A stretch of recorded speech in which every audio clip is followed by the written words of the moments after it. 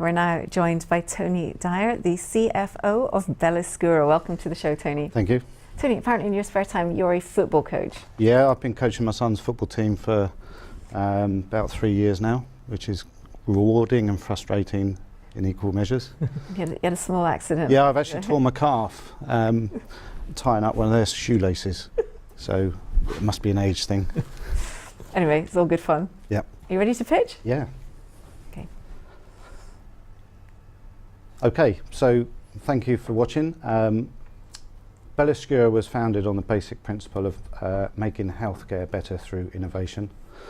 One of the greatest healing drugs available is actually all around us, and it's oxygen.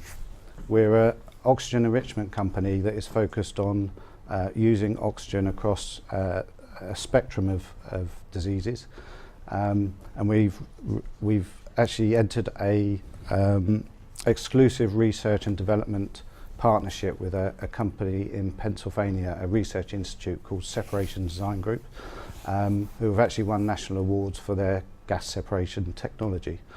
And the launch of Explore is the first step on a journey which we think is very exciting. We've got quite a small team of 6 people, but lots of medical device experience, over 70 years medical device experience. I'm the CFO, I'm based in the UK, the rest of the team is based in the US. Bob Rauker, CEO, has many years in medical devices. He's an engineer, a lawyer and an inventor. Dr. Paul Bray is the VP of Operations, Kerry Parrott, VP of Marketing and Sales, and Doug Galbraith is the General Manager and owner of Separation Design Group. So what is COPD? COPD is a group of really debilitating lung diseases that includes emphysema, chronic bronchitis, irreversible asthma, and the major causes of these are, not surprisingly, smoking, industrial pollutants. There's a small proportion of genetic, but also now we've got an aging population. A lot of diseases are becoming more and more prevalent simply because people are living longer. For example,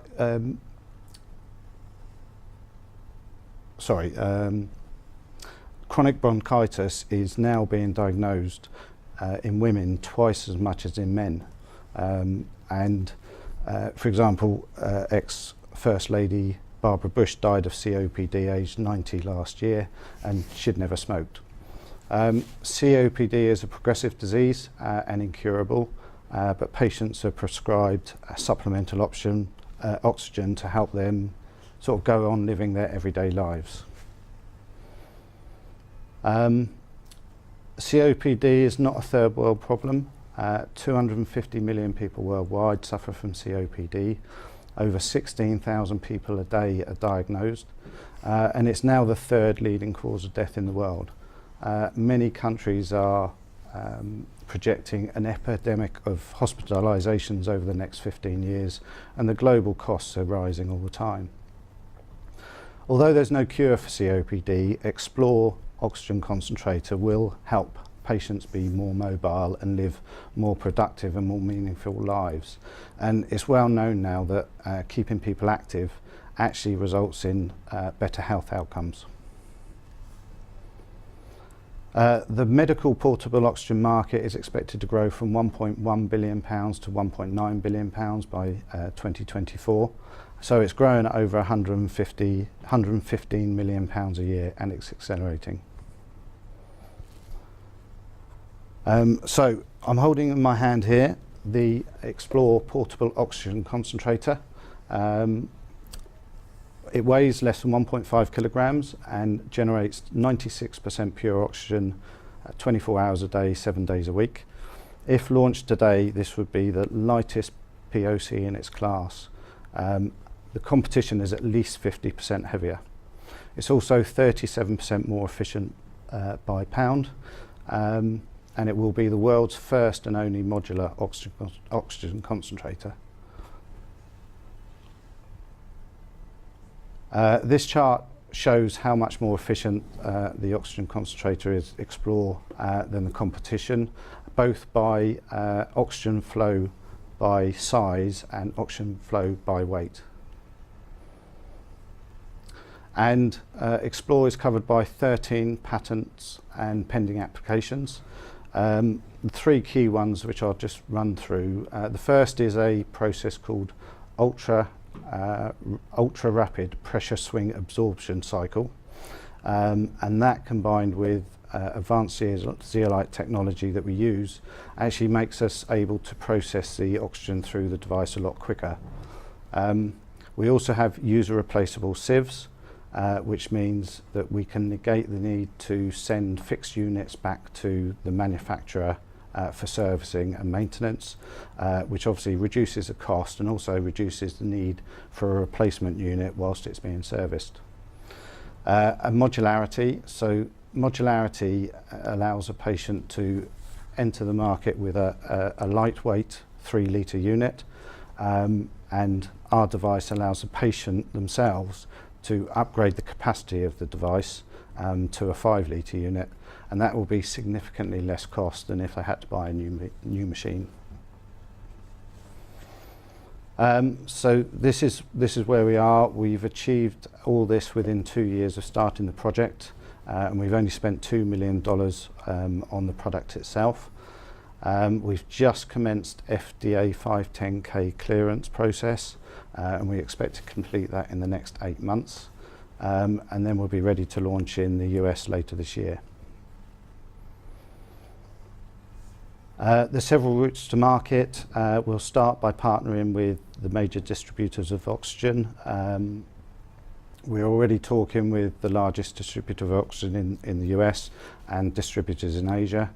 Once we've launched the product, we will sell direct to consumer, and we're also looking at the potential to white label the product as well. And the advanced technology that we have in the Explore is allowing us to move into other areas for using oxygen. We already have working prototypes for topical oxygen units for the treatment of wound care, powerful portable ozone disinfecting units, and we are working on the design of the next generation portable artificial lung. So we're looking at raising. Thank you, Tony, for coming on and pitching today. Can you start by telling us what makes you different from your competitors? Well, I've got here, this is actually, this is an Inogen oxygen concentrator, 5-litre oxygen concentrator. This was launched probably about 5 years ago, very successful, and is the leading 5-litre concentrator on the market, if you just want to hold that. This is our unit, a 5-litre, same unit. And if you imagine you're an 80-year-old lady struggling to get around. This one's heavier, by the way. This one's heavier. That one is heavier. That's very heavy. Yeah. So it's 50% heavier. And that's quite dramatic for a person of that age. And this is the 5-litre as well? That's a 5-litre unit, yep. Pass them back.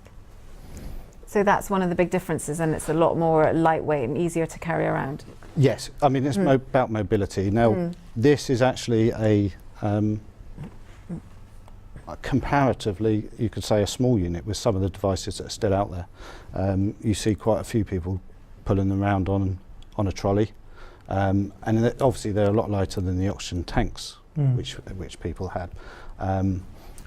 But that's still quite a chunky unit to carry around. Yeah. And you think you want to go for a walk and you've got this hanging over your shoulder. That's quite a weight to carry around.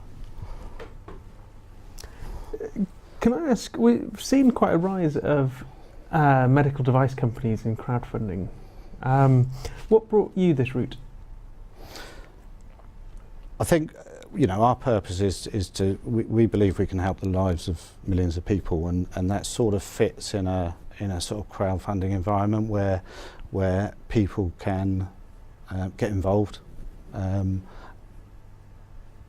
it's slightly different from a beer company, So we hope there's a sort of social aspect to it in terms of, and I think most people know or will have seen someone who's had COPD and has carried around or put him around a tank. So we think this is a quite exciting device that people can engage with and hopefully join us on the journey. And how does the oxygen concentrator work?